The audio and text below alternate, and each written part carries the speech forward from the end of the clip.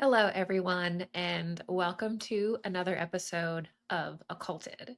So, today we are going to cover the Epstein files, or rather, not so much the files themselves, but that what has happened over the last few months, but really, as we're going to see today, over the last 10 years our culture has been confronted with the reality that evil exists. And not only does evil exist, but that evil organizes itself. and organizes itself and manifests in the political system, in the medical, pharmaceutical field, in spirituality, and in every facet of our life.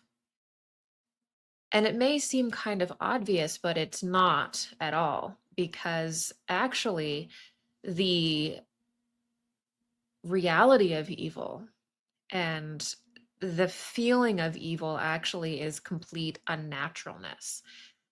Evil is the real alien thing.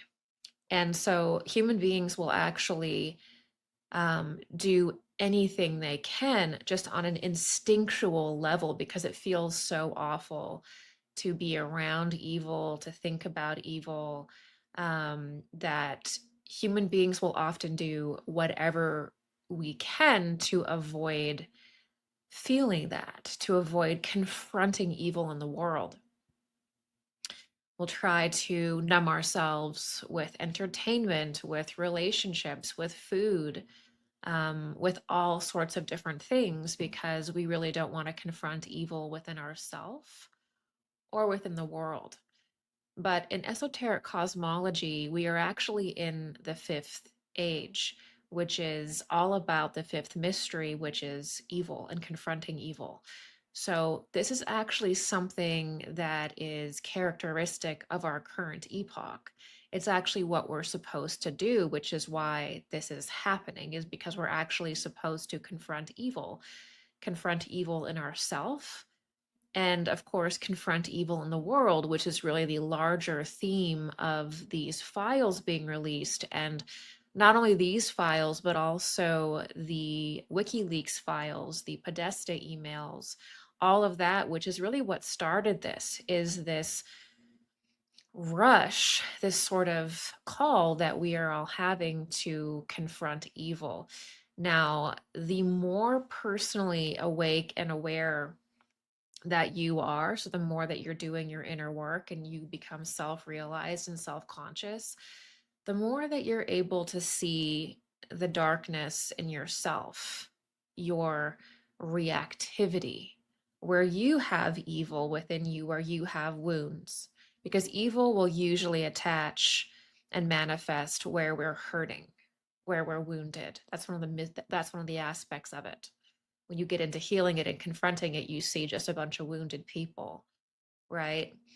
So only when we have confronted and be not every aspect of ourselves, not every wound we have, but it's only when we're in the process of becoming self-conscious and self-aware that we can begin to look outside of ourselves and begin to see predators, begin to see evil.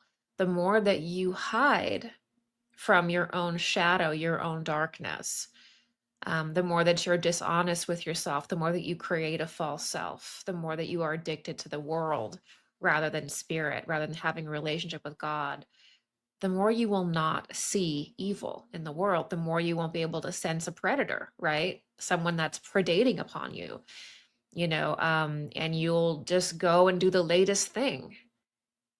All of this ignorance that the culture has towards evil, the refusal to look at it, has to do with our own inner inability to confront it in ourself and our hesitancy to become self-aware, right? So this is the deeper spiritual undercurrent of what's going on, which is why you have a certain portion of the culture that has been talking about organized Satanism and organized evil behavior, right, for decades. I mean, there has been a movement exposing everything that people talk about right now before I was born, before you were born. Because the kind of evil that we're seeing with these, elites, which is an ironic word because these are actually the most degenerate people you could imagine. Um, the more that we see that, it's like it's actually a very ancient form of evil. There's nothing that we're seeing in these files that these people are doing that is actually new. every type of occult rite that they do, the symbols that they use, how and when they organize themselves according to cosmic laws, even the bloodlines. It's all ancient. It's all old. And the shock is what is making people not want to deal with it, but we have to understand that it's not new. It's not some novel thing. This is a kind of ancient evil, a kind of ancient darkness and inversionism that has plagued humanity since the beginning of the earth. And because it is such a massive thing, we have to understand that it's not for you to feel overwhelmed about and shut down, because we are going to face this together.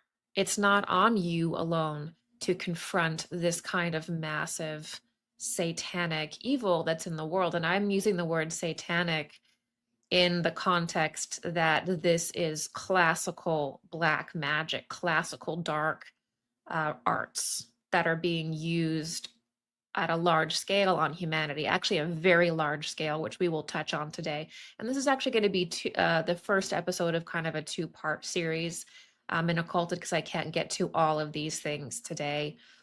But you have to know that we're not going to face this as like what's going on in the world alone.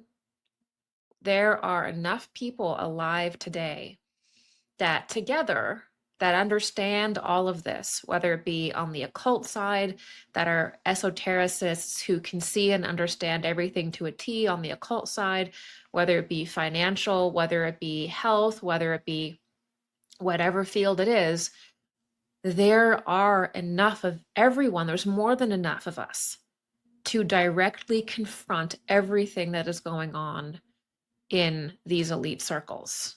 You're not doing it alone. So you don't have to feel overwhelmed in what the solution is. The solution is that we work together. And we do that through understanding what the objective truth is in this, and then organizing properly and distinctly to confront it. But we can do that. And it is this togetherness, it's this willing to join together to confront it in these very precise ways that can actually face this issue of evil, which is our task in this age. And we can do it, but we do it together. And that begins with being able to have the big picture as to what's going on. Now, in my opinion, there is a delineation that needs to be made between what I would call lesser forms of occultism, which are brutal and objectively disgusting, but then also greater, larger forms of occultism that deal with large scale rituals that happen over generations that really seek to control the entire earth.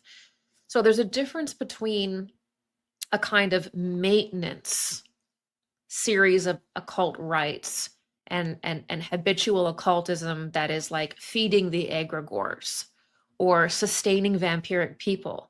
That's like a low grade fundamental thing. There are larger ceremonial rites that need to happen in order for these people to gain complete global domination. So in other words, there's a very large occult rite that these people have been working on for generations, and they have to pretty much get done in the next 5 years. So we are going to be exploring that in 2 episodes, in which this is the first. But before we can really get into what that huge overlapping global control ritual is, we have to understand some of the smaller things. So everything that we are seeing today is really began in about 2016. And during that time, there was the election cycle where it was Donald Trump against Hillary Clinton. And during that time period, we saw a huge amount of division in our culture. And it kind of became like an outsider insider thing. And it was revealed through the Pizzagate scandal, the Podesta emails, and the WikiLeaks scandal that there was a very systematic and organized form of occultism that went into all kinds of dark things that you already know and that I am not going to get into because I don't want the video taken down. But ultimately, we're looking at a bunch of PDF files that are creating systems, underground systems, in order to feed themselves energy and life. And then also there is there is whistleblowers and so much indication and just history, by the way. We've always dealt with these kinds of things. There's never been a point in our history where we haven't had to confront individuals who want to use death magic, which means ritual sacrifice, which means abuse, all different kinds of abuse, the destroying of the soul. This has been our number one battle since the beginning, right? Is working against people who are completely degenerate and use occultism and power to fill themselves in any way they can, right? And one of the characters that came forward that really made people, I think a lot of it, because when you look at a lot of the files that were released, and everything, it really does seem to me like people are remembering and they know deep within their heart and deep within their soul that there's something very dark going on this planet. And sometimes you can't explain it, right? Like you can't point to a photo of all of these politicians in an eyes wide shut party. You can't point to direct images or videos or whatever it is of them doing these things. But since this is such an ancient problem and we've really been dealing with it, as part of our own lives for so long in this world, that we know there's a deep knowing of what is going on because it's not new. And there's a primal disgust. There's a primal, I think, panic and uh, realization that this kind of organized occultism is very, very evil. And once it takes root in a culture, it will completely destroy it. And these people are so diseased in their own mind that they don't even see it as destruction. They're just in a feeding frenzy. And that's why this is so dangerous, is because when these dark people get a hold of things, they just create chaos and destroy it for destruction's sake. There will just be nothing left. Right. And this is why we really do have to come together and understand what we're going to talk about today. So, there were a lot of the things too, there's a lot of gaslighting that happens. And I experienced this when I was speaking about this in 2016. I've always had a series on my channel where I confronted this. I've had independent lectures in which I've always brought this forward as a theme since I began my channel in 2009. And I've had series dedicated to it, like In Plain Sight and Mars Mysteries and now Occulted. It's all the same series. And so this is something that I've talked about for a very long time. So when one of the things I've noticed is, especially earlier, is a lot of Satanism. Like I'm talking like what someone is doing on stage or what they have painted or what they have created as art is satanic. Like they will use the appropriate symbols. They'll use the right ingredients.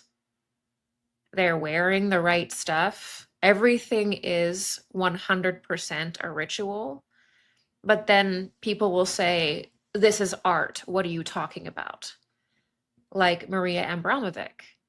She would go out and she would do a ritual and do very ritualistic things that you could pretty much pick out of like a Crowley book or some esoteric witchcraft book.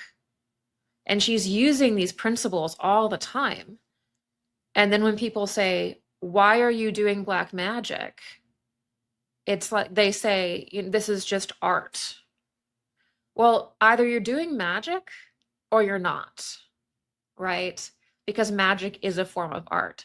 And when you are a black magician, you're vampiric. You feed on people, and part of how you do that is through subversion.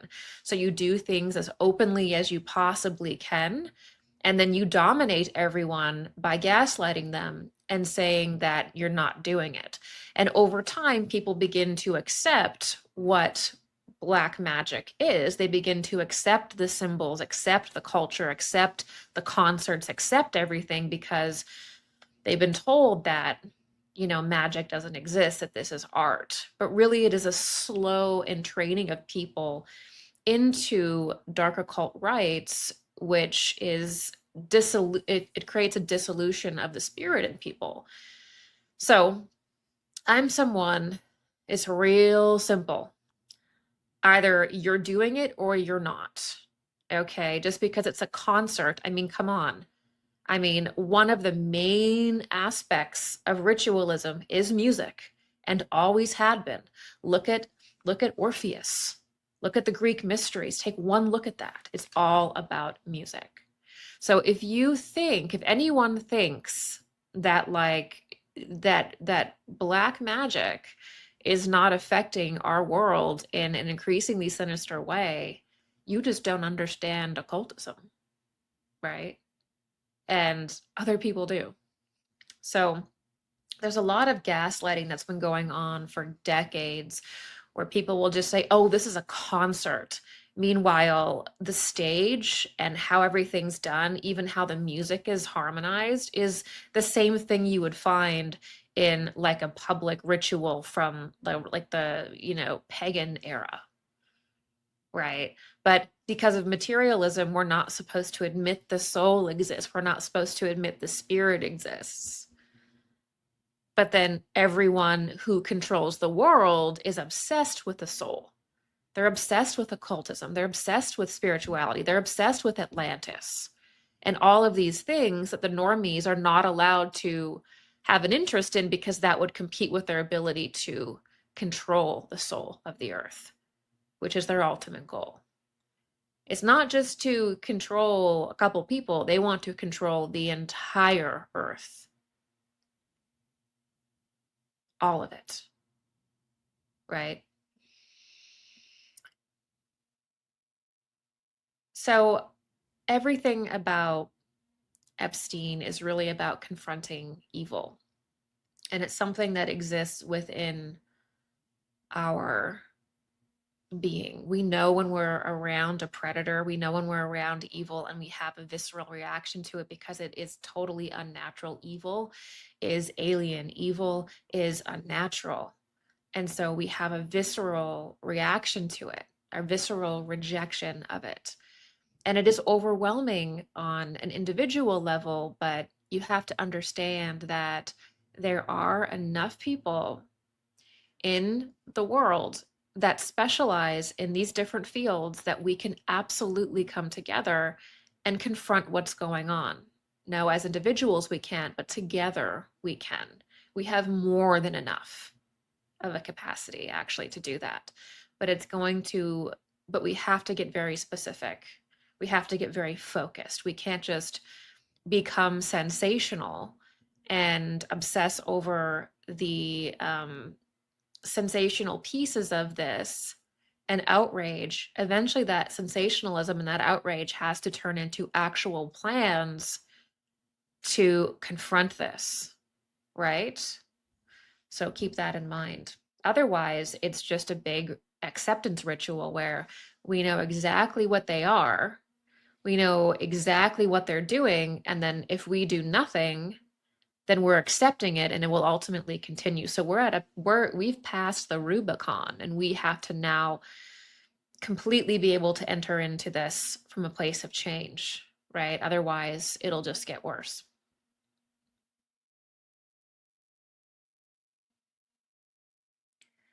So one of the things I want to do is remind people on how to analyze occult symbols and occult material, because the biggest mistake that I see is outrage and superstition. So generally, like 70% of the time, when you look at people who are occult researchers and analysts, it's just pure outrage and superstition, and the dot connecting is not very deep.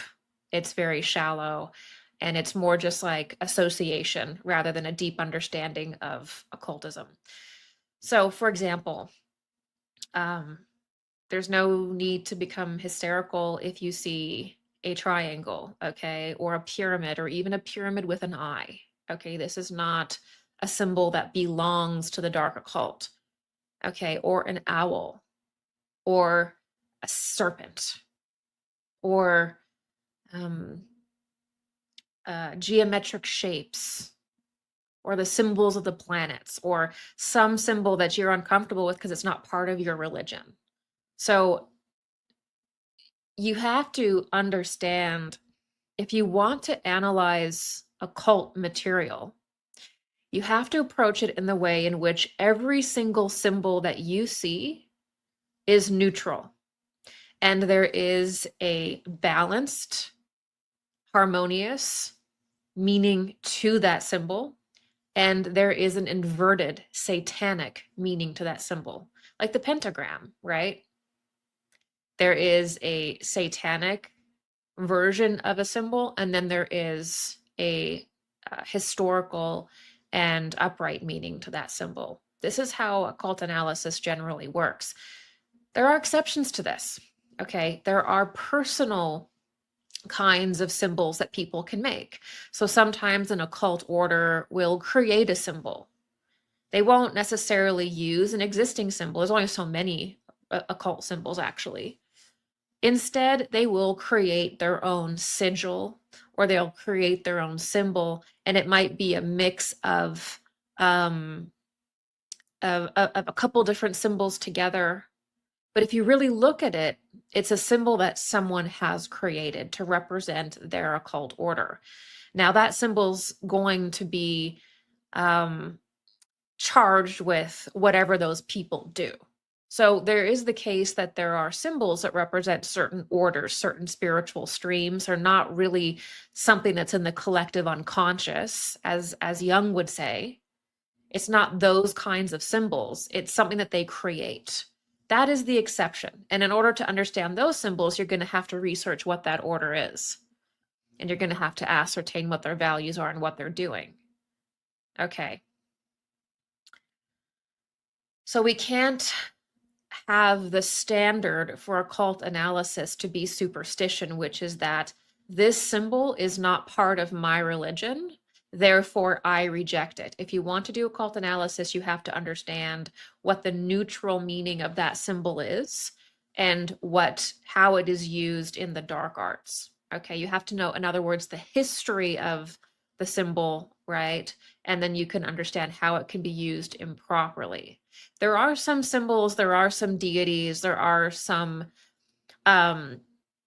like Baphomet or certain things that are very, very common in the dark occult, such as Saturnian symbols, lunar symbols. Those can be used more heavily in the dark arts because of the forces that are stored there. Okay, so yes, it is the case that certain planetary forces are in kind of a death cycle, and therefore the symbols associated with them have become almost stereotypical for the dark arts. But if you really look at the symbol and you really understand it, it has not always had that meaning. And it can't always be looked at in a negative way. You have to see the full and total meaning of it to analyze it. And why we do that is to prevent to prevent basically just hysteria, to prevent superstition, and come to this from a place that is scholarly, come to these symbols from a place that's not outrage all the time, and from an understanding of what they are and the forces that are in them and how they were used historically, rather than just either accepting something or rejecting something. To really understand esoterica, you have to you have to understand it, you have to grasp it, right? It's not just about rejecting something or accepting something. That's how a lot of people will look at symbols. It's good or it's bad. It's really just much larger than that.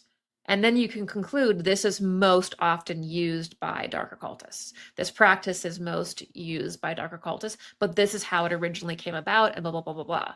That's the way in which our consciousness prefers us to talk about these things, is really understanding it, right? Because as soon as we label something as good or bad, we prevent depth. And if we don't have that depth, we can't really understand what we're talking about. Okay, so not every symbol is evil. Okay. So I want to talk about the idea of greater and lesser occult rituals. Greater and lesser occult rituals. So you could say that if you have a group of people that are occultists, right? They're going to have different kinds of rituals that do different things to sustain their sort of order, which is, if it's black magic, it is ultimately parasitic, which means that they have to generate energy in order to feed it to themselves and the demonic entities in which they use to have power and control the world. So dark occultists operate through evoking, summoning dark figures, dark entities. And they work in tandem with them to give them power in the world, to secure themselves. And that means that these entities have to be fed all the time. And because the black magician's energy body is deformed and distorted, it's like their entire system runs backwards compared to somebody who is actually advanced, which is self-sufficient and kind of hermetically sealed and doesn't need anything from anyone because they're radiant and they're flowing with life within themselves, right? They have good attunement. Someone in the dark arts, they don't have that. Their entire system is on parasitism. They need to feed on people. They need to dominate people. Might is right. They need to be above you. They need to trick you. They need to subvert you. And that allows them to feed on your energy.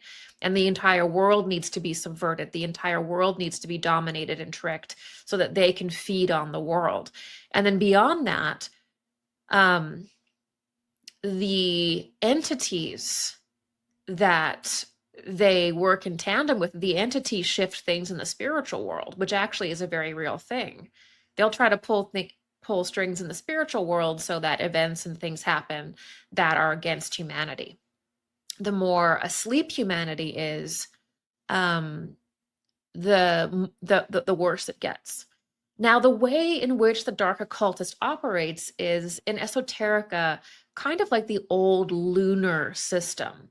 It's the old way in which, in the lunar development of humanity, which is the pre-Christian time, people really worked as kind of like a hive.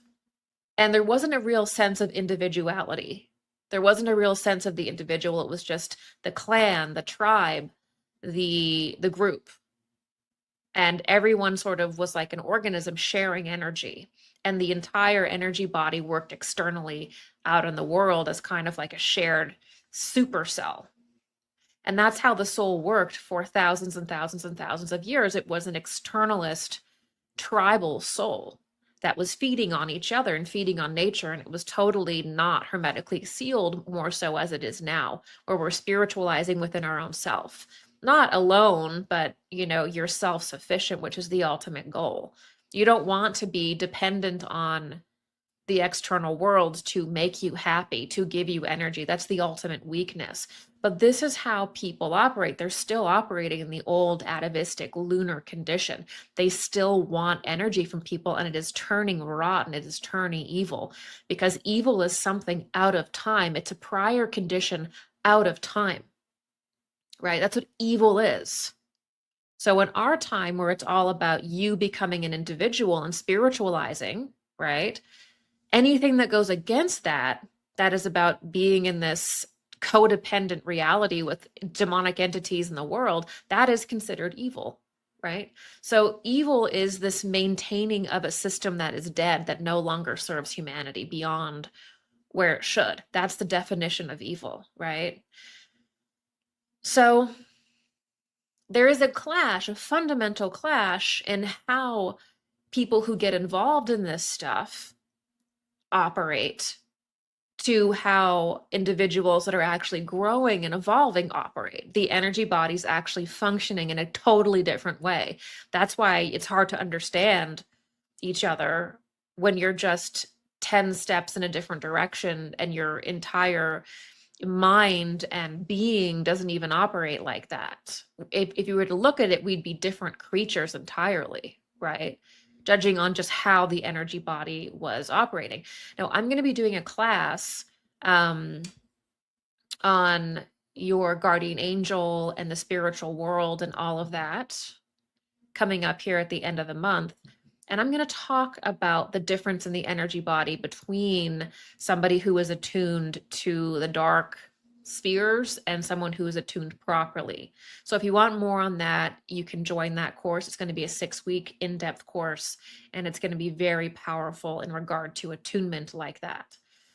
So I just kind of wanted to paint that, because the dark arts is really this ancient primordial thing that's rooted in codependency and parasitism and having this system of feeding. So when you hear about, like, why on earth does there need to be this, elite class of people who have such prolific trafficking and activities that it has to be such a large scale? Because when you are working against God, it takes an incredible amount of energy to do that and still operate. Right? So there are greater and lesser rituals when it comes to these kinds of occult orders.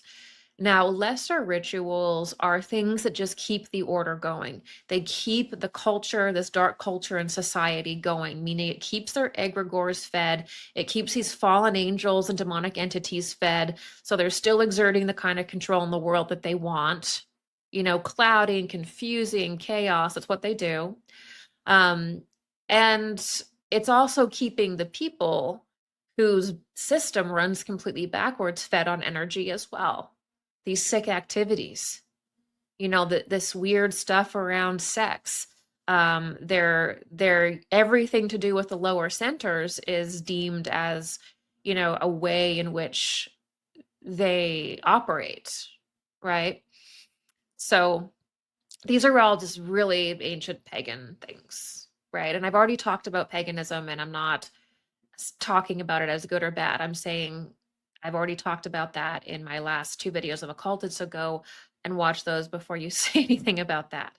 So there are lesser rituals that are pretty much just about sustaining their operation, sustaining themselves as basically vampires that need supply, right? And sustaining the supernatural entities that give them this kind of power, that give them knowledge, that give them all of this stuff. That requires a steady flow of very dark things going on to generate the energy to feed themselves and these entities. That's just the reality of parasitic magic, like black magic. Okay. Then there are greater rites, and really one great rite. These greater rites work at certain ceremonial times. So there's going to be certain openings in the cosmos at certain times, certain celestial alignments, certain arrangements. There's going to be certain great incarnations that happen, which they're tracking. So there's greater events that happen in the cosmos and on Earth and with incarnations that they deal with. That is outside and overarching all of their sustaining rituals that have to deal with just feeding themselves and these entities, right? Now, these overarching rituals usually are there to either summon very high and powerful dark entities that can only appear at certain times through certain ways. So they're not just your garden variety demon. These are very powerful fallen angels that appear at a certain time and must be contacted at a certain time in a certain way. These are certain opportunities in the cosmos where they can talk to them, summon them, right? So these are greater rituals that are really tracked intergenerationally. Now, the greatest rituals are to fulfill a kind of long-term objective, to manifest a long-term control and influence over the population through specific rituals and invocations. So these are long-term plans that deal with very huge entities and really the desire to control the entire Earth through manifesting massive demonic entities that have the power to do that. So their goal is to take control of the entire Earth and suck it dry and destroy it because they're insane. I mean, what kind of person would do the stuff they're already doing? Clearly, these people are nuts. Clearly, these people are very badly possessed. To even do what they do in like a month shows that these are very demonically possessed people. I think we can admit that. I think if we don't admit that, we're in trouble. So part of that being controlled by the demonic world is that these greater rites are large scale, they're massive, they're carried out intergenerationally, and they directly work against the culture. They directly work against nature, and they directly work against the age. So the ultimate goal of black magic in this way is to work against nature, to work against what is natural, to make everything artificial, to make everything synthetic, because once they make everything artificial and synthetic, they're in control of it because they've created it. It goes back to them. Whereas when you're attuning and harmonizing with nature, that means that you have to be humble and surrender to God, something greater than yourself. If you just create everything artificially, then you're God and everything has to come back to you. You own the patents. You have surrounded the earth and all of these ridiculous satellites. You're developing the moon. You're God because now your stuff is everywhere, beaming down on humanity. You're changing the environment of the earth with all of this technology. You're playing God. It all goes back to you. There's no surrendering of the self. There's no charity. There's no giving. It is just greed. And greed in the sickest way, which is the desire to actually control human beings in ways that, as you're going to see in this episode and the next one, is completely and totally sick. And we will leave no stone unturned on Occulted, exposing these rituals, because what they need to understand is that clairvoyants can see this, that whatever kind of hobnob, carnival of people that they have as their psychics and their mystics and their priests are not the only people that can see into the spiritual world, are not the only people who understand esoterica. There are many, many, many people who can see into the spiritual world, who can see clairvoyantly, who know and understand exactly what is going on. So let that be known. So these large scale rituals, if you look at what they're doing, this large scale rite they want to do, this intergenerational rite, what it's really about is destroying nature and destroying the human being. That's what it's really about, working so that everything is unnatural, everything is synthetic until the world itself is surrounded, the earth itself is surrounded by really satellites and different technologies so that there really is no freedom on the earth because it basically turns into a big prison. Now, people think that that's a general health concern. It's a spiritual concern because if you change the environment of the atmosphere, you change how much electricity is in the atmosphere, how much magnetism is in the atmosphere, how much radiation is in the atmosphere. You have changed the body of the earth into something else. You have made it artificial. You are bringing forth what in occultism is called the eighth sphere, which is something that we do not want to see happen. It represents the failure, really, of humanity if that comes to pass unconfronted. So the height of occultism in our time is actually with technology. And that's something we have to understand going forward too, is like, yeah, you can go and look at, Middle Age grimoires and Crowley and whoever else you want to say has been fundamental in these kind of more selfish rites. But at the end of the day, it is at the end of the day, it's very dark. I'll just say that. It's very dark in that every single one of those rites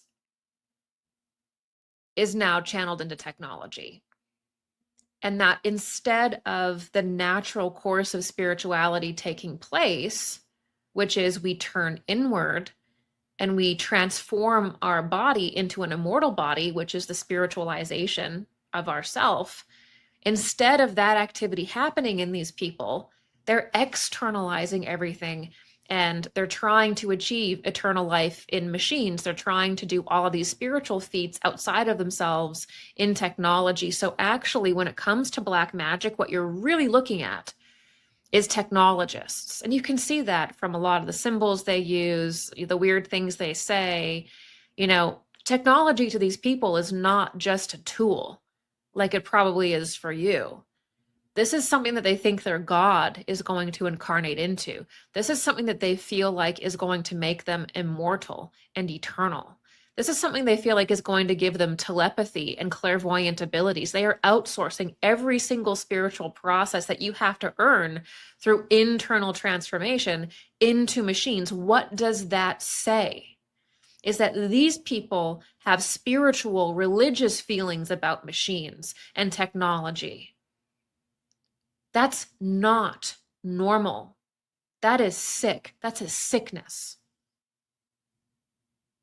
Because spirit ain't there. It's inside. It's inside, and when we get good enough at it, we can radiate. And that is called immortality. That process of radiation and glorification is called immortality, in which it is every single, it is within every single person's capacity to become radiant and immortal. I don't care how evil you are. Today you can change and humble yourself and turn to God, and you can be on that path too. That's the amazing thing. So this whole thing about us having to race into this technological age, you need to understand that is a form of occultism. It is our era's form of occultism. It is not Merlin with his sack of herbs and his crystal ball and his crystals. It is that 10.0, now it's in technology. That's where we need to be to understand black magic today, and especially the kind of rituals they are doing. They involve technology. You better believe that satellites are a technological occult thing. You better believe that any development on the moon is a ritual occult thing. Of course it is. The moon is one of the most important bodies, especially to Black magicians, because it's all about inverting the feminine for them,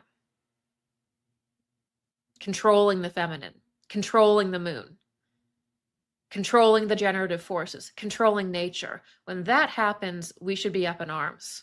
That's not something we want to have happen, and we cannot accept it. People want to have scholarly examinations of the moon, that's fine, but there are certain people that should have no business anywhere near the moon. And there are certain standards that we need to have and conversations that we need to have before it is even approached. That's how important the moon is on an occult level. And in a materialist society, we have forgotten this, but we need to remember. Because once these occult rituals using technology get to a certain place, it's almost impossible to stop it. And there's a part of it that maybe we can't even really prevent, but we can certainly create more conversation and limitation so that we're not at such a loss. Okay, that's how important this is. So ultimately, there is a large-scale ritual involving technology, involving the moon, involving Mars, that is a massive, large-scale occult ritual. Again, it involves technology. It involves super technologies, excessive electricity, excessive magnetism, and radiation, and nuclear energy. That is a ritual. It is a ritual to control and enslave the earth and summon spiritual entities into it that should not naturally be there. So the entire atmosphere has to become unnatural and saturated with these weird, discordant waves of electricity and magnetism and radiation. Now, I have lectured this already in detail in a lecture called Electric Apocalypse. So if you want to understand what I'm talking about with this large-scale ritual that is being intergenerationally prepared for by these elite people using technology, using space, please check out Electric Apocalypse. Please check out my work. Please share it. Okay, because all I see with a lot of these Epstein conversations is the salacious disgust and outrage, and people bragging that they've discovered it 10 years ago, when in reality, we need to get real honest and have real plans and really discuss what the large scale ritual they want. Because I can tell you, this technological occult right to control the earth and change the atmosphere of the earth and summon entities into the atmosphere of the earth is way more damning than the lesser rituals that they do. Okay?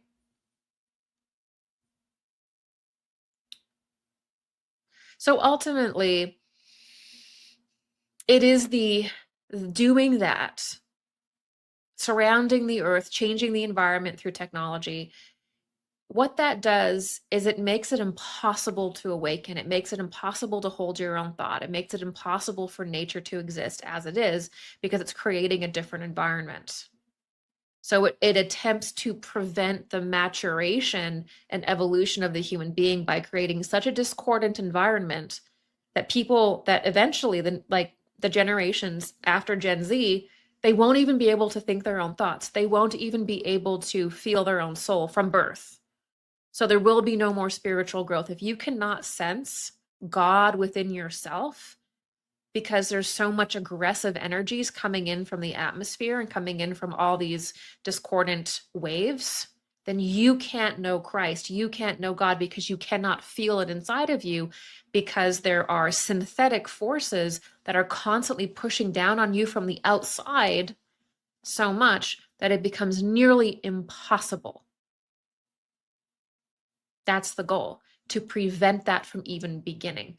And you better believe it. You put anything in your body, you put a chip in your body, you want to sign up to the Borg. Well, now you've given your consciousness to it, and now entities can manifest even more, because now there's a consciousness in there as a portal. You will not think your own thoughts. no technology in the body. If you want to do that, that's fine, but you have to understand that we're not in Kansas anymore. The people who are inventing these technologies view it as a spiritual thing. That's inappropriate. It's not a spiritual thing, it's technology, right? And whether people like it or not, when you generate massive amounts of energy, massive amounts of magnetism, massive amounts of radiation, that thins the veil. That allows entities to enter our world. So whether you like it, whether you don't, it's objectively true that those activities call in entities, right? It's like opening a door. And it happens whether you believe in it or not. It's just an objective fact that that activity of super technologies thins the veil to the underworld. So there really is no honest conversation about the future and about technology unless we talk about that it's opening a door to the underworld. Like, it's just dishonest to talk about technology at this point as though it's not an occult thing. Like, it's not a ritual thing. It's just dishonest. And it is to our own detriment. Okay. So the next point I want to talk about is the idea of intergenerational magic. Because whenever we get into this, it turns into, like, bloodlines. Like, you notice that when you do like a family tree, you notice that all of this wealth and power is really passed down to their children, and then their children, and then their children. And we don't live in a society, a world where the positions of power are held by individuals who deserve it. The vast majority of positions in business, in government, even in spirituality, in organized spirituality, is not merit. We don't live in a society where the most capable and qualified people rise to the top. We live in a society where it's nepotism all the time. And you hear these rags to riches stories about, oh, I was just, developing this tech company in my garage. And then you peel back the layer like an inch deep, and you find out that this person was actually incredibly wealthy. It's kind of like Musk when he was trying to paint this picture like he was growing up in this really difficult situation. And then his dad is like, I drove Elon to school every day in a Bentley, and he had all these incredibly, successful businesses. It's the same thing with all of these different tech overlords. Is we're supposed to think that, Zuckerberg created this thing in his college dorm, and it's just bootstraps. But when you really pull back the layers, you find that these are incredibly connected people who are part of this milieu and that are just a bobo. They're just kind of the front man pushing out these different social engineering things, pushing out these different trends. Like, I mean, you cannot believe that we're genuinely encountering AI together. They've known for decades exactly what AI is capable of and what it does and all of that. So we have to get real about how the people in power got to be in power, and it is through nepotism. And this is why you see these individuals, and they're socially awkward. They don't have any charisma. They don't have any social skills. They struggle with speaking. They struggle with getting their ideas out there.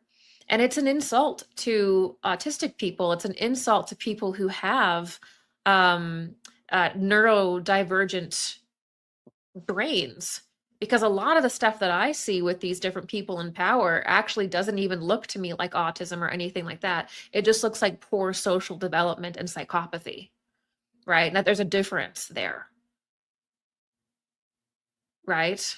So there's a problem with power feeding itself. This has always been an issue. It has always been an issue in our world. It's pretty much always been like this. And this is why there gets to be periods of civil unrest, is because nobody benefits when the people in power, the people in control, all they can think about doing is how they can prevent the maturation of humanity and how they can create trafficking circles to, do their dark occult stuff with. I mean, it's total and complete, you know, possession, and like it's like it's embarrassing. And so we see these patterns, these bloodlines, these individuals that are actually all interconnected. They pretend to fight with each other or whatever, because there is some real competition that happens between these different groups about who gets what, that there is real competition there. But at the end of the day, there's probably about like 70 people who run the entire world. If you look at any company, okay, you don't believe that? Look at any company in the grocery store in the world. You follow to who owns that, you'll find that there's one or two conglomerates that literally own everything. That's not even capitalism, right? That's not even true capitalism for all the people that are like, that's the answer is communism or something. That is just pure and total corruption. That's not even a real system. That's just greed incarnate, right? So we have all this power centralized at the top with individuals who are, it's totally not believable that they're this talented to have it. I do not look at, for example, the tech overlords, Zuckerberg, Musk, Bezos, and think these people, their amount of wealth that they have and power they have is equivalent to the amount of capacity they have, the amount of morality they have, the amount of sacrifice that they have. No, nobody looks at these people and says, wow, they have so much worldly power, and that, they have the spiritual nature in order to deal with that kind of responsibility. It's very clear, and it's becoming clearer every day, which is why these people are kind of panicking, that even the people that are supposed to run things are kind of just the front men for something much more sinister, right? But taking down and exposing that properly is part of it, right? We have to deal with the fact that these people exist at that middle management level. So that leads us to the idea of bloodlines, the idea of nepotism, the idea of people clearly being unqualified for the amount of power they have, clearly unable to wield it in a way that is generating anything positive for the world, really, in my opinion, right? We are operating in a huge deficit, a huge loss right now. So many people can barely afford to eat. We are experiencing collapse in all kinds of areas. So a small percentage of like good, we need a lot more. We need a lot more. So the nepotism, the bloodline conversation, the fact that most people who have the most powerful positions are clearly unqualified for them. This gets us into the idea of intergenerational magic, and that certain family lines are actually attuned to and connected with specific dark entities, right? They're actually a bloodline that is intergenerationally joined to certain fallen angels and very nasty things from the underworld. And a lot of the time that it's been like that for centuries, if not longer. And when they have children, they will systematically beat them down and abuse them often so that they can become possessed. Everything that they do to the children of the world, in my opinion, they do to their own children, right? Because that leads to mass possession that leads to possession in the human being. And you see this sometimes with like, you know, when the government or like CIA people will come out and they'll talk about like psionic abilities. You know, they'll talk about psychic and spiritual development like it's a machine military kind of thing that's going on, like remote viewing and psionics. And it's suddenly like this reapproach to spiritual initiation and clairvoyance. And they're totally rewriting it in like a militaristic, machine like, scientific way, right? And so they'll talk about like psionics and how you develop a psychic is through traumatizing them. Okay, I can tell you that the kind of psychic abilities that come through you traumatizing a person, traumatizing a child, are not the same kind of psychic abilities that come through personal development. Okay, these are different capacities. Psychic ability isn't just psychic ability. Psychic ability is primarily about attunement. It's primarily about the kind of capacity you have, what it is rooted in, and the kind of development that you do. Now, if you're going to traumatize someone and torture them and fragment them, that's not a normal kind of psychic ability. That's not just normal psychic ability. That's something else. And that's another episode of Occulted that we'll get into. But I just want to say that because that's what they'll do. They will often traumatize their own children so that they can be vehicles. They can become so disassociated that they become vehicles for these demonic entities that are part of their family line.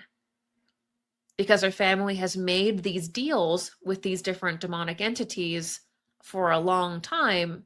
And generation after generation after generation, individuals often become more strange, more unusual, more socially difficult, more awkward because they're not growing up in a normal way. They're not being treated normally. They're experiencing extreme amounts of SA, of abuse.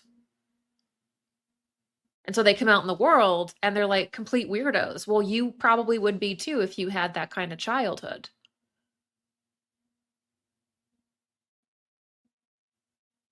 So you can raise children or just take a person. We know this through MK Ultra. MK Ultra is just, from the occult level, is just a way to make people possessed. Mind control, breaking down someone's autonomy, breaking down someone's mind, is just making them an empty vessel, right? Not only so they can have a controller that magnetizes them and controls them, but so like a demonic entity can enter because you're so disassociated and confused. Now you're a vehicle for something dark. So MK Ultra is really just a possession tool, right? So these are things that are part of their practice. And so another thing about the intergenerational stuff is not just that, oh, you should watch Electrical Apocalypse, but that was an accident. The other thing about intergenerational magic is not just that they have these entities that they have to kind of put into their children and put into the, into their family line for power, which they don't view as demonic. They just view it as like spirituality. This is their ancient form of spirituality, and these entities aren't evil. They're just spirits that give them power. And all of their wealth in the world, all of their power is evidence to them as materialists that it's working. So they view the fact that they rule over humanity, that they have the wealth that they have, as evidence that what they're doing is correct. This is how materialists operate.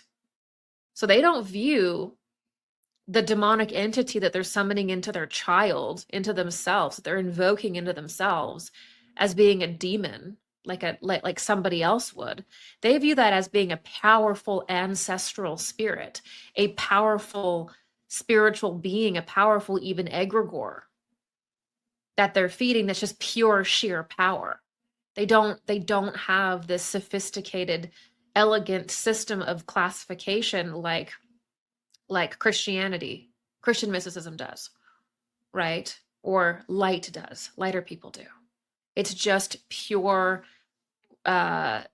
rudimentary power. And if a spirit gives them power, then they want that. It's just sheer animalistic power. It is not sophisticated. It is might is right. That's how they operate. And again, the more money they have, the more dominance they have, the more they're affirmed in that, the more proof it is that they are exactly where they should be, that they are the royalty, that they should be ruling. So it is this sick thing where it's a means to an end, right? So the other reason why there is what I would call intergenerational magic is not just because they have to populate themselves with these entities, but because they have to carry out these long form rituals. So there are certain fallen angels, for example, like I said, that will only appear at a certain time. Maybe there's a window to connect with them every 200 years. Maybe there's a certain opportunity that appears every 400 years. And certain forces have to be built up and carried over generations to actually do that, to achieve that. So when it comes to these elites, they work in very long-term plans, right? They work in very long-term plans. And so you have a great-grandfather that starts an occult ritual, and that might be finished by his grandson. Because when you're dealing with cosmic time, sometimes you're dealing with 700-year windows, 200-year windows, 150-year windows. So you can't possibly in one life work on a large scale. You can work small scale, but when you're dealing with really powerful fallen angels, when you're dealing with trying to take over the world, you have to make sure things are done at the right time, in the right location, in the right way, with the right stuff going on. And the only way to do that is to do it intergenerationally and read your children in and have them do this and have them do it basically for you. And that is why a lot of this stuff is bloodline and intergenerational, is because a lot of these operations they have going on the occult, it started 200 years ago. And there's these different stages that they're building it up for. Different things have to be released, different things have to happen. They have to do that, and it has to be down an intergenerational line of people who are read in.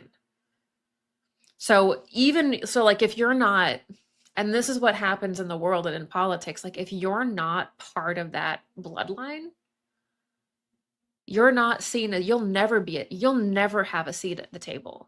And this is what's sad about like the average politician that is not actually part of that blue blood control in the world, is these middle management types, these politicians who betray their constituents.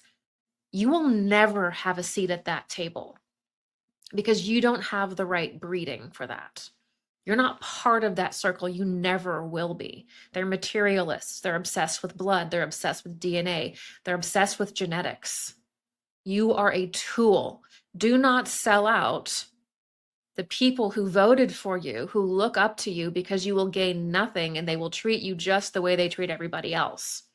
That's what people have to know that are in these middle management roles in the world as politicians and stuff, or heads of companies. Like, you will never have a seat at that table. Are you kidding?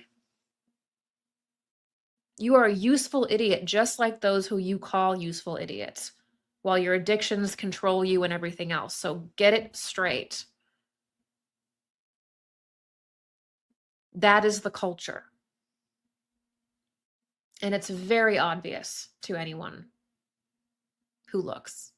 It's very obviously this is an intergenerational kind of control, and that it's nothing new.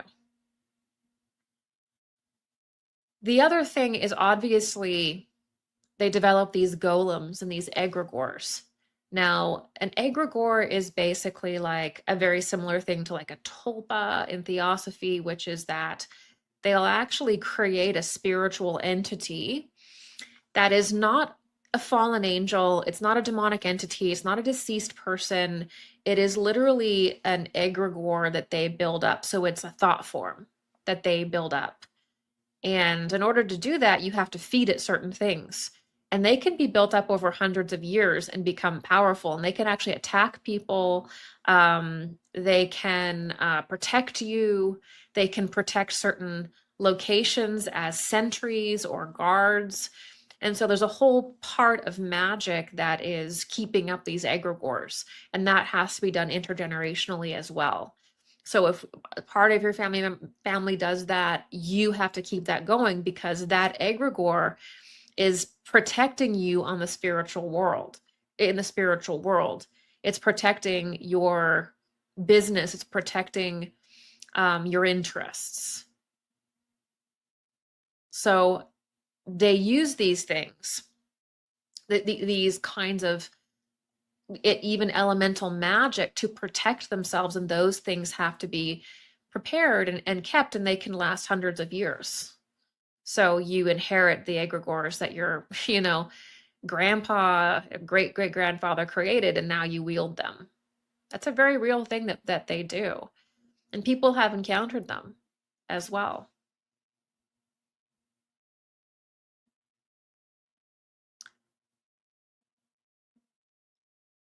All right, so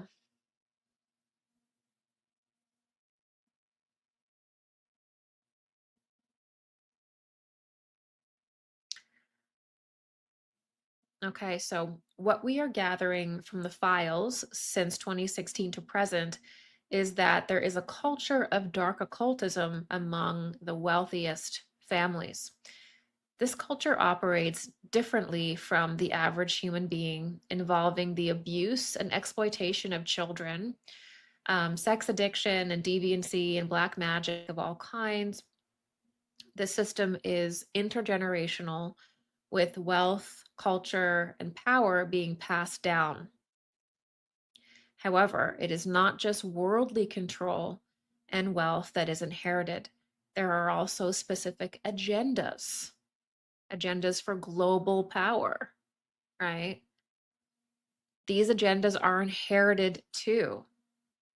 And these agendas for the world and also spiritual workings that must be accomplished to maintain and further consolidate power. So some of these magical workings that they're doing are so huge that they span centuries. So you have to have this sort of very tribal existence. You can't, if this is how you operate, you can't you can't open you can't exist in like a free and open way, right? Because you're actually kind of enslaved from birth into this weird sick thing. And it's actually kind of sad.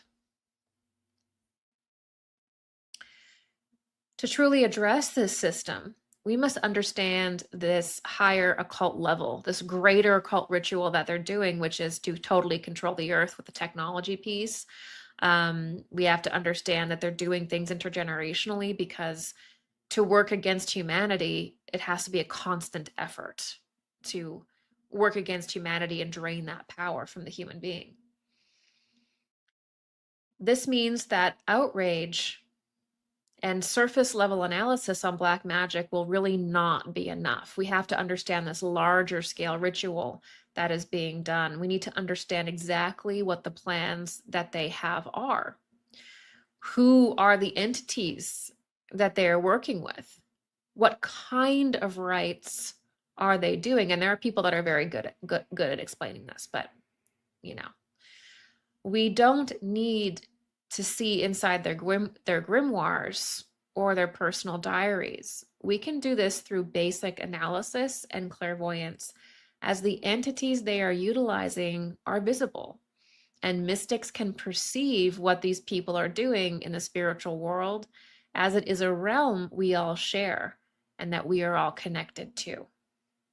And this is what I want to remind these people and remind you is, again, anything that is done to the earth, anything that is done in the spiritual world is visible to you, is sensible to you. The problem with dark magicians is because they are so parasitic by nature, is that they're constantly trying to encroach in your sphere. They're constantly trying to affect you, to manipulate you, to distract you, which means that all you have to do is begin to turn your abilities to notice that, and then you can see exactly what they're doing. They can't really hide who they are. They can't really hide the rituals they're doing. They can't really hide the entities that they're working with, because everything that they're doing is aggressive towards the individual. So the individual has to wake up. The individual has to regain their clairvoyance. The individual has to awaken themselves spiritually, and then they can see with their organs exactly what is being done. They can't hide what they're doing. They can only operate when humanity becomes so materialistic that they refuse to admit that the soul exists. They refuse to admit that the spiritual world exists. That's the only environment they can work in, because what they're doing is actually so rudimentary spiritually that when you actually look around, you can see it. So people have to be dumbed down. People have to be spiritually under total delusion or not believing in it at all. That's the only way that they can operate it. And it kind of really is a narrow path that they have to walk, right? So their magic only works on the ignorant. And we mystics, the clairvoyants, can educate the public on this, which prevents this kind of occultism from dominating. So it really is the clairvoyants, it really is the mystics that have the ability to take the training wheels off and see what's going on and be that educating force, which is so needed.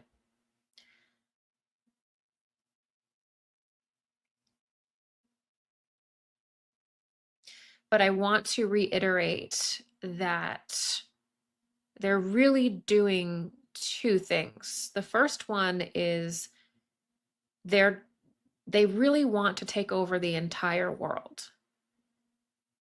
They don't want to just assert their influence in certain countries or certain people or whatever interests them today. The goal of this level of magic that is intergenerational, that is applying the techniques that they're using, especially with technology, this is a group that wants to take over the entire world. And not just mundane control, like financial control or political control. They want to have spiritual control over the world. They want to spiritually dominate the entire earth through summoning very powerful and oppressive demonic entities into the atmosphere. And again, in order to do that, you need to control space. You need to control the moon, Mars, to create the atmosphere and distort the atmosphere around the earth to evoke these entities into. So when Donald Trump talks about creating the Golden Dome, what's that for? What's that for, Trump? Is it for all of the war that we're seeing? There shouldn't be any weapons in space. There shouldn't be any weapons in the atmosphere. Because we need to understand that there is an occult purpose to this kind of technology. What is the Golden Dome really? Are we just supposed to act as though there isn't the desire of these people to take over the earth and that technology isn't part of it? We're just supposed to turn our head on that and act like 5-year-olds? No. No weapons in the atmosphere, no weapons in space, no Golden Dome. Because we know that all of these wars and all of these conflicts are created by them anyway to create the Golden Dome. This is something that we've been embroiled in for decades. War benefits the people in power, and it breaks us down and gets us to accept things that we would not normally accept under usual circumstances. That's a long story short. Enough barbarianism, enough of this barbarianism where we just create war all over the world and then remove every single right we have and then put weapons in space, because the people that are putting the weapons in space and all this technology in space are creating the conflict to create the, so it is problem, reaction, solution. But this time, when you start dealing with off-world things, putting something on the moon, putting stuff in the atmosphere, now you're getting to a point where, again, if it actually gets to the point where this happens, it's very difficult to turn back the clock. It's very difficult to prevent that once it gets to that stage, right? So now we're going to get into a little bit of an occult lesson in the difference between an evocation and an invocation. And then after that, we're going to begin to touch on exactly what kind of ritual would be necessary to enslave the whole world, to surround the whole world with such a dark entity that humanity would be under such constraints spiritually, we would eventually be unrecognizable. So we're going to start talking about what that ritual is today, but then I will complete it next week and we'll get into more of the details about how that ritual will play out. So let's begin with the difference between evocation and invocation. So in order for the earth to be completely and totally enveloped and controlled by dark entities, they have to be evoked. They have to be called in from the underworld, from the space behind the moon.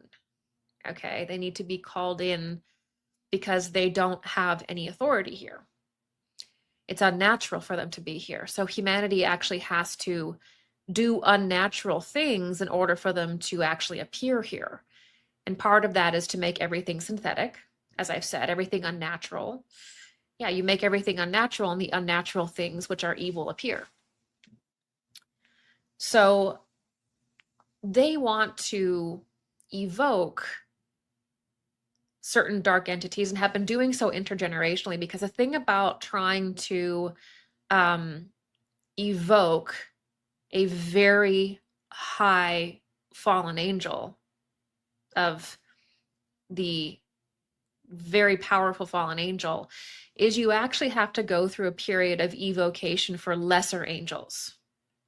So in order to really evoke a very powerful fallen angel, you have to go through centuries of evoking lesser ones, of releasing certain demonic entities from the underworld and feeding them and having them run around here.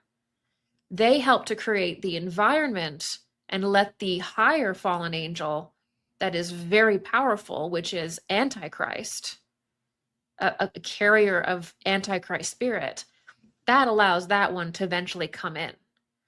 So this is why the magic is intergenerational, is because you have to systematically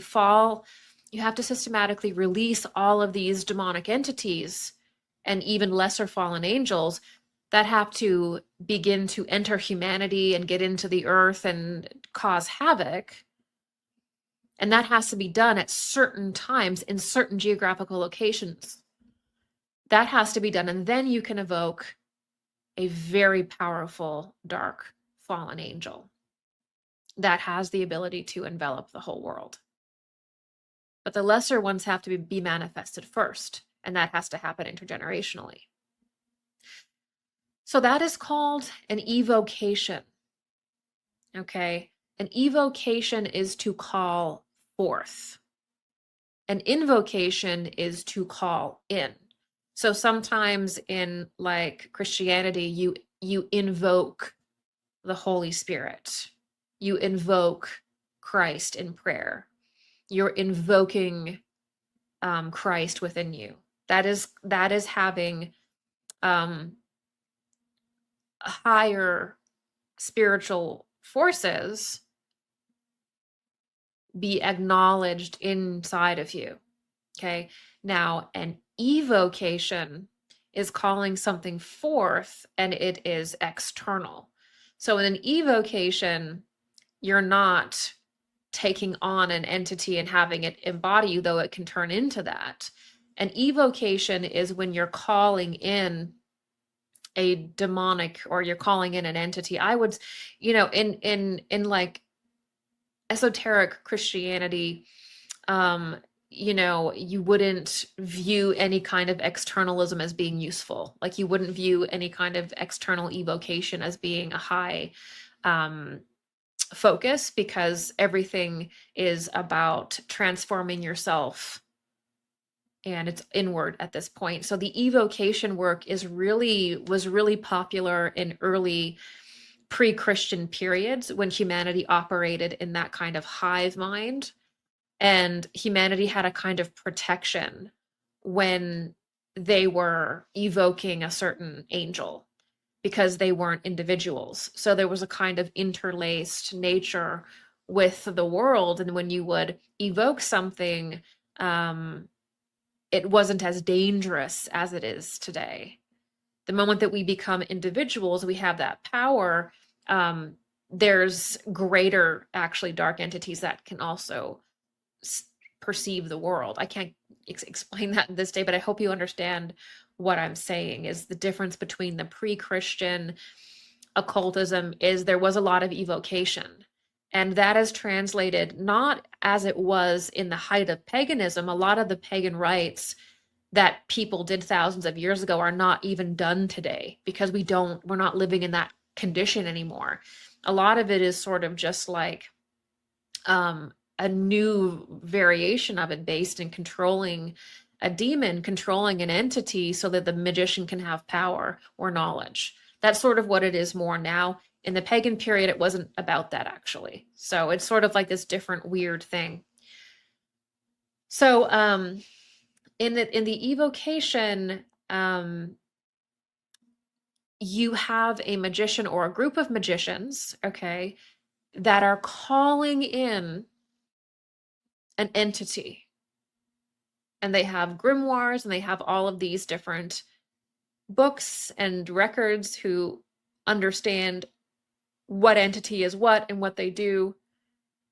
And it is a way in which they get personal power and worldly power. And there is a pattern of evocation, as I mentioned, where at first you evoke and call forth all of the lesser fallen angels and demonic entities that have been bound up and put and hidden away, right? And then you start to get into the larger ones until you get into the Antichrist himself and Ahriman.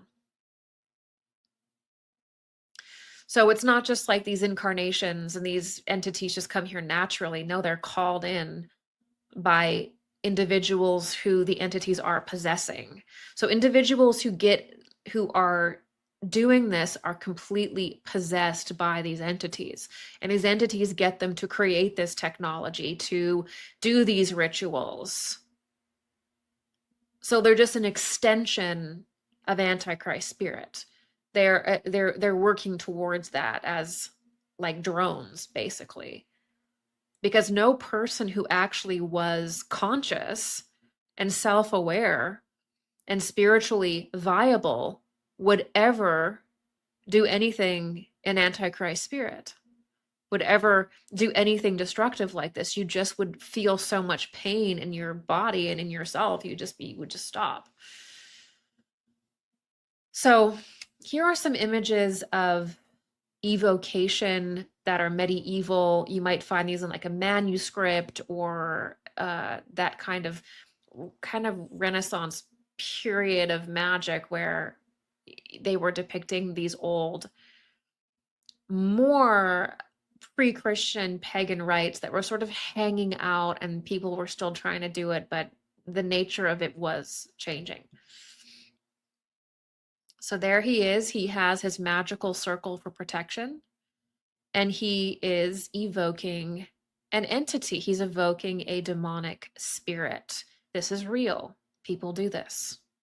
It gives them power. Here's another depiction. Now, when you're evoking, you can evoke the entity into like a shape, like a triangle, right? Think about Goetia or the magic of Solomon from Solomon's temple, right? Solomon's magic ring and how he would evoke these entities, and then he'd put them in like a glass vessel. So you evoke an entity and then you put it in something. You can put it in a crystal. You can evoke an entity and put it in a mirror, right? You put it in some kind of vessel. You can put it in a triangle shape.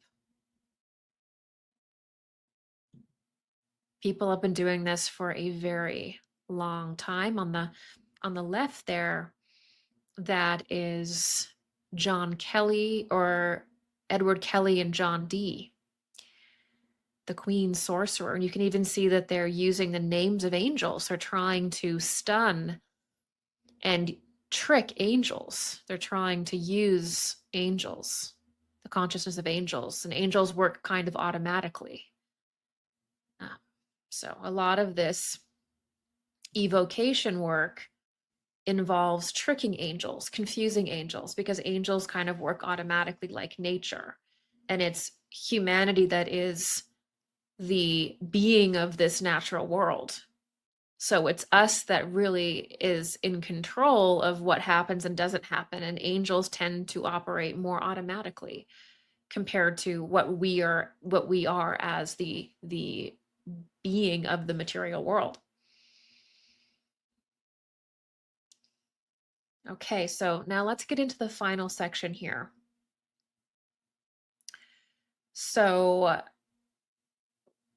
as I started out the talk today, a lot of what we're talking about, I think, in regards to the files being released, is sort of like the lesser maintenance rituals. That is just the feeding and care of your demons and egregores and them vampirically feeding on the public, which involves these very dark things.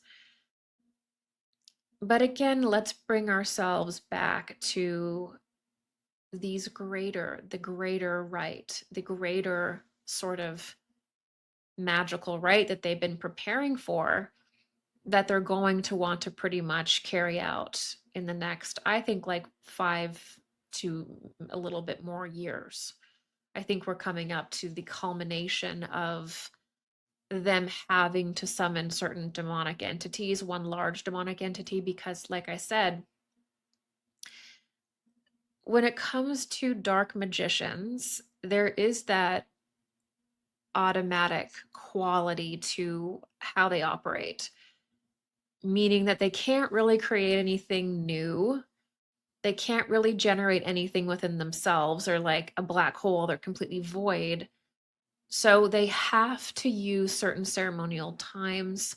They have to use certain ceremonial dates. They have to use, they're really enslaved by nature, way more so than true initiates that really become supernatural through inner development. They're totally a slave, and really kind of, they have to work through certain, certain symbols. They have to work through certain times. They have to work with certain entities. And they're basically like automatons, are basically like occult robots, because they don't have a choice. And this is why I said in my video a month ago, what the dark occultists really don't want you to know is that they're a slave to these things, which is why in the Bible it says you will know them by their symbols. It's because they are a slave to them. They can't operate outside of them like the true awakened person can. The true awakened person can operate through their own will, through their own volition, and produce miracles from within their own being, produce incredible powers without anything outside of them. They can't do that. They're completely crucified, they're completely controlled and beaten down and fragmented, having to use these old systems, which don't have any life in them anymore, right? Totally automatic. So, what if, now that we're here, what would it look like if there was this group of intergenerational occultists and they wanted to take over the earth? We know it involves technology. We know it involves systematic possession in their bloodline. We know all these different things, and none of these things are new, really. We just got to kind of put it together and focus on it. But what would they need to have in order for the entire earth to become changed, the entire earth to become deformed and distorted, and to be have the atmosphere of it kind of full of these entities with one greater demonic entity surrounding it, really coming down through the moon, through the dark side of the moon? Because the moon is fascinating when it comes to esoterica, because the moon is seen as the point of sort of materialization. So if something wants to come into the earth, like a soul is incarnating, or an entity is wanting to manifest on the earth, they have to pass through the moon. They have to move through something called the moon realm. Now, in the mystery of death, I talk about the death process at large, and I talk about Kamaloka, or the moon realm, and that is this realm where when we pass away, that is where we separate from physicality and we kind of process everything, and we leave the spiritual, we leave the material world and dissolve ourselves into spirit. And then when you incarnate, it's like the opposite happens. You become denser and denser and denser and denser until the soul enters the body. So it's actually the moon that is the planet in our cosmos that deals with life and death, that deals with the materialization of a soul into a body, and the dematerialization of the soul out of the body at death. So the moon realm is actually incredibly important because it is the planet of life, death, of generation. And that's why it's represented by a goddess, is because the feminine in esoterica is generative. It brings life into the world. And then, often when you see Mary Magdalene, she has a skull. You see Persephone, you see the goddess also associated with the underworld, which is death. So the goddess is life, the goddess is death, the goddess is the moon. The moon is the realm in which things manifest in the physical world. So when you get control of the moon, you can make it so the moon doesn't really protect the earth anymore. I hear so many assumptions about the moon, that the moon was towed here from another planet or like another galaxy or something, that the moon is evil, that the moon is a machine. The moon is none of those things. The moon was part of the earth, and humanity has only actually been a material form for a relatively short period of time. A lot of the earth's existence is actually going to be in between, in materializing and spiritualizing, materializing into matter and out of matter. And as the earth became denser and denser and denser, the moon separated off, and the moon will return to the earth. And so there is this manipulation of the moon that human beings have been doing since the beginning of our existence. Because when you become desperately possessed by dark entities, the first thing those dark entities want you to do is to let them in. And if the moon is the body, is the mother, is this protective feminine force, like Artemis with her bow shooting down any negative entity trying to get in, then they don't want that. Demonic entities want the moon to be an unnatural thing that's tampered with, probably with like nuclear power plants on it, because they don't want the moon to operate naturally, because the moon protects the earth from demonic entities. The moon protects the earth from things in the eighth sphere. People have this awful vision of the moon like it is that it is inherently evil or inherently like a machine and unnatural. No, people have made the moon unnatural because when humanity gets possessed and then starts developing technology, just like in Atlantis, they want to disturb the planets so that the negative fallen angels can come out of them. Because every single planetary domain has angels and fallen angels in it as part of its composition. So when you start messing with Mars, with Moon, you make it more synthetic. You want to, apparently let all these nuclear bombs go off, build nuclear plants, have satellites, electrify it, magnetism. You want to do all of this stuff. Guess what that does? That thins the veil so those fallen angels can get out. Technology creates, super technologies like that create an incredibly unnatural environment so that the underworld opens. Every ceremonial magician uses planets and angels in their magic. Elements. Now they're actually going to these planets. Now they're actually using technology. It's insane.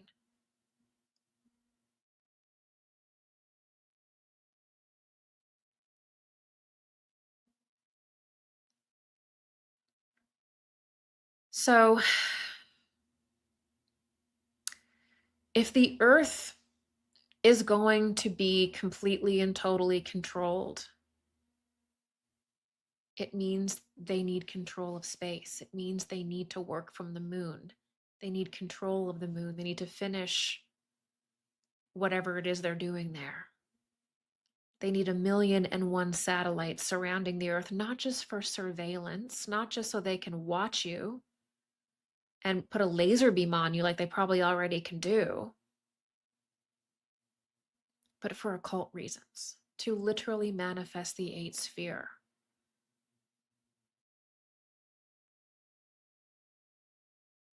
Now, I'll admit, a lot of these things are probably already halfway done. But the moment that you give your consent and you allow it and you support it, we're in a different game. They can only do so much without our consent. But when you give your consent, when you allow it to happen, when we allow all these satellites, when we allow people to start taking over the moon and building the golden dome and weaponizing space and doing stuff on Mars, when you allow it and when you cheer it on, that's when it starts to have a real effect on your soul. And so there are all these lies about how we need to do this, often out of fear. And you need to know that we don't need to do any of that to be happy and healthy and have a happy culture. Actually, we need to come down to earth and start healing this planet and healing each other, which involves none of this elaborate technology or space travel. Sure, you can go and do studies or whatever, but let's get ourselves together here first. It's crazy. Okay. So the highest level of their magic is going to be in controlling space, in creating a false synthetic atmosphere around the earth so that it is so disturbed with these frequencies that it creates a field that when they do these evocations, those entities can enter into the field. So what's happening is they want to create this discordant field on the earth with all of this 5G and, all of this kind of stuff, like electricity, all that. We need more power, it's like we actually don't need a lot. But once that happens, they generate this field, okay? And then they can begin to evoke entities into that field. And then if you add your consciousness to the machine, it's that human point. It's the fact that now you've added your consciousness that really allows them to come into the earth through humanity. Because demonic entities, they really can't enter the earth but through people, through humanity. So if we get this electrification of the earth and we get all this stuff in space and then Neuralink and then people are going into the Borg, what you've basically created is a mass human body in which these demonic entities can basically begin to enter the earth. And that's the goal. The goal is to electrify the earth. The goal is to control space to create these discordant frequencies. And then when human beings enter into these machines, that's what really allows the entities to enter into the earth. Because any spiritual being, any being from the cosmos has to enter through humanity, through the human being. Nothing can enter into our earth but through a human being. So that's why people have to be enchanted and seduced into going into the Borg, is because they need that substrate of human consciousness for demonic entities to actually perceive us and enter into the world. So it's like you think that, you're gonna be able to like read Wikipedia with your eyes closed or something and see like a different spectrum of light and all these mundane sort of impressions of real clairvoyance. And really what's happening is that a lot of these technologies have been ritually created. They're ritual devices and they can evoke demonic entities into you. So this is what we have to understand.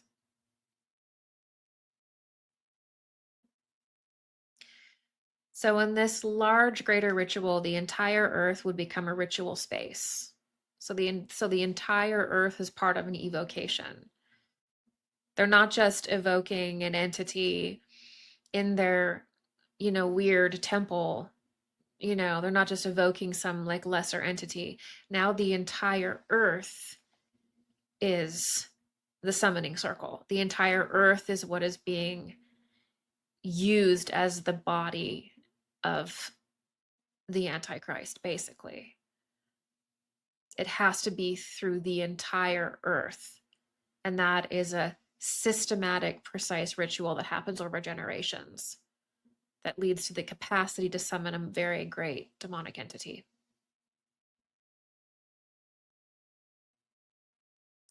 It also involves controlling certain areas of the earth. Like no one's allowed to go to Antarctica. Okay, no one's allowed to even enter the Grand Canyon. Like why? Why is there a treaty when it comes to Antarctica where nations can't even agree upon what to eat for lunch, right? In our world.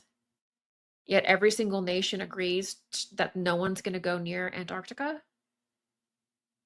What's going on with that? Right?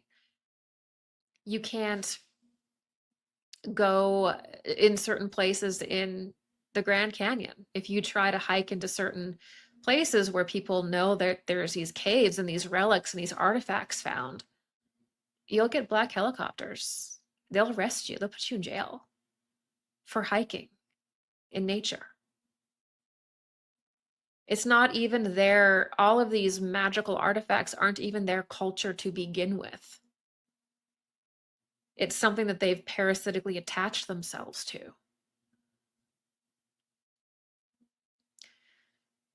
Every country has certain areas that are just off limits. You can't, you're not allowed to go in there. Because also these larger rituals and their ritualistic culture that depends on certain times, certain locations, certain entities, certain symbols. Yeah, they keep these places to themselves because they literally cannot operate without them. They need these certain points on the earth, which is often called geomancy. So they need to control these certain locations. They need to do that. That's why no one is allowed to go there. Maybe some of them are, I don't know, toxic or dangerous, and maybe that's true. But some of these locations, it really just is the government saying you're not allowed to go here. Probably because that area has a thin veil in that location, or there's a certain kind of elemental force in that location, or there's a kind of spiritual energy that comes up there at certain times. They need the area for themselves.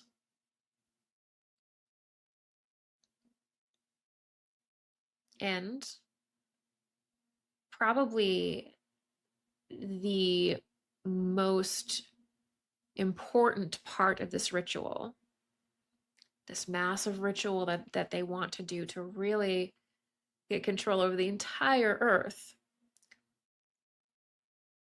is they need to have control over certain relics and artifacts. So there are certain, just like there's certain locations on the earth that are charged, there are certain items, certain ritual items, certain artifacts that are charged. They have a certain spirit in them. They're associated with certain angels. They're associated with certain massively ceremonial events, great incarnations. They have a certain spiritual power, which is a kind of currency in the spiritual world. When you have a relic, when you have an artifact that evokes and invokes certain spiritual beings, which changes the spiritual forces around you, changes the spiritual forces in the world. These are very powerful things. Now, we don't live in a time on the earth where we depend on spiritual items anymore like we used to. It's all inside of us now. The main point of transformation is inside of us, not in sort of external things. But these relics have incredible power. And there are certain spiritual forces that respond to them, that won't appear unless certain things are presented to them in this kind of ancient way in which we used to operate, in which they were used. So they want certain artifacts. They want certain relics. And that is part of why the Smithsonian exists, of why, what is in the Vatican basement? Why are all these families looting archaeological sites? And the vast majority of it just disappears. Because you need those things for your rituals. Because you don't do magic from inner transformations, but rather through all these external puzzle pieces that you put together that have power, that have raw power. So really, to do this greater ritual of controlling the world, they need certain relics. They need as many relics and artifacts as they can.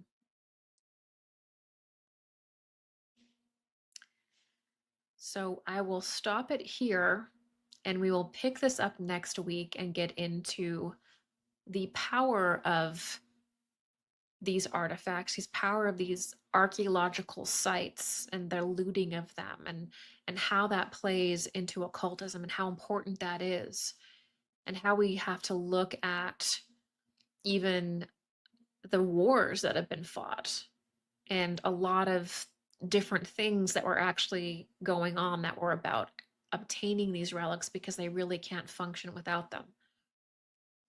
So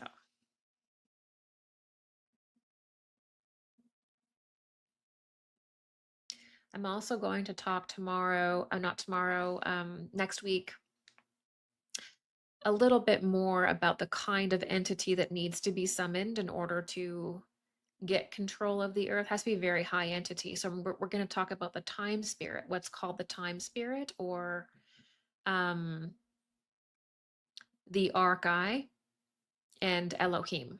We're going to kind of talk about these higher angels that have this overarching effect, and certain things that can happen when their fallen counterparts can be evoked. So we're going to get into next week, we're going to get into the artifacts and this idea of archaeological wars and ritual items and the kind of entity that would need to be summoned, and just a little bit more into the ritual part of it. So just to close out, the recent the recent release of files has invigorated conversations about the dark occult practices and of families that control the world. While these concepts are shocking, what we are discussing is nothing new. We have been battling with this exact evil for thousands of years. This is an ancient evil that uses old practices of the pagan world in an inverted way and mixes it with technology, which is what we see hinted at in the files as they mix occultism with genetic engineering, ideas of controlled breeding, and advanced technology. This is their brand of modern day occultism. Their brand of occultism is controlled breeding. Their brand of occultism is building these advanced technologies, is looking for Atlantis in a submarine. This is what occultism is in 2026.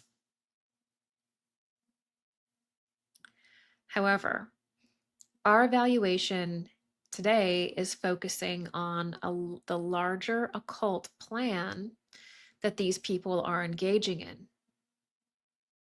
And again, this is not something that is truly hidden, as all the workings they do are visible to clairvoyance.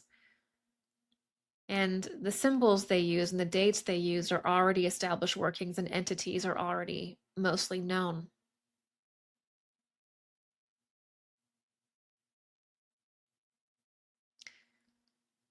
In the next episode, we will get into exactly what their objective is for the world, what the ritual looks like, and what they require to make it happen. Until then, in the comments, let me know what you think an evocation rite would look like if the entire earth was the object that was being evoked into. What do you think it would look like if you were to describe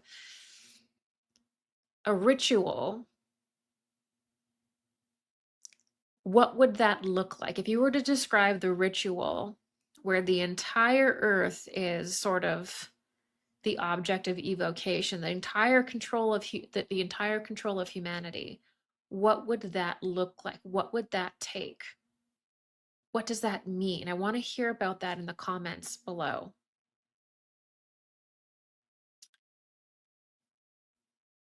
So if an entire entity was being evoked into the earth, if it wasn't just about like one person or one thing, but us at large, the planet at large, what kind of magic does that look like to you? If you can you think that big, that massive?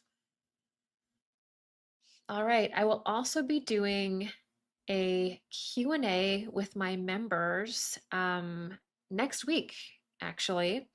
So if you have any questions about this, That is a great time to ask. So I do a live Q&A on my members website, and I just spend like 3 or 4 hours just answering questions on anything, on this, on spiritual development, psychic abilities, everything. So if you have any questions, please consider signing up there. It also keeps me able to do this work here. Sign up for my announcements letter. I don't send a lot of random stuff. I literally just email you when I'm going to be lecturing, and that's it. And all that really helps me. Don't forget to like, comment, subscribe, and share this video with your family and friends so that we can understand what's going on the occult level. And I also want to remind you that I do have a course coming out, which is going to be happening in the next few weeks. It is a 6-week course. It's going to be very in depth, and it's called Your Guardian Angel and Spirit Guides.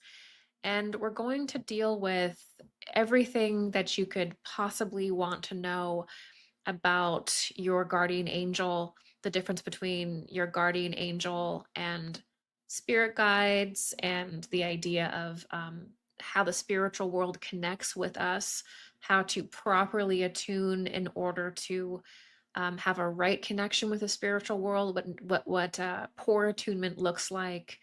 Um, all sorts of things. It's going to be 6 weeks of it. It's everything that I could possibly think of wanting to know about the topic.